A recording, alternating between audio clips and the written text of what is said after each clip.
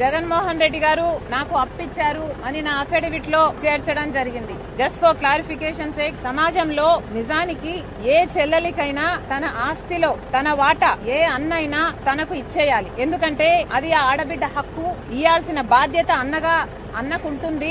మేనమామగా కూడా అది ఒక బాధ్యత.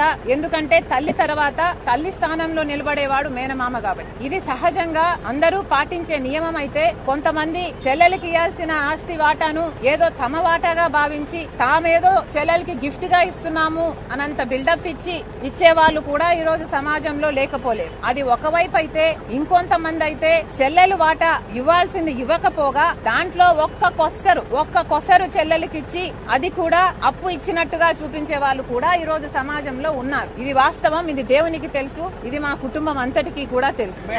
జగన్మోహన్ రెడ్డి గారు నాకు అప్పిచ్చారు అని నా అఫిడవిట్ లో చేర్చడం జరిగింది. జస్ట్ ఫర్ క్లారిఫికేషన్ సేక్, సమాజంలో నిజానికి ఏ చెల్లెలికైనా తన ఆస్తిలో తన వాటా ఏ అన్నైనా తనకు ఇచ్చేయాలి. ఎందుకంటే అది ఆ ఆడబిడ్డ హక్కు. ఇయ్యాల్సిన బాధ్యత అన్నకుంటుంది. మేనమామగా కూడా అది ఒక బాధ్యత.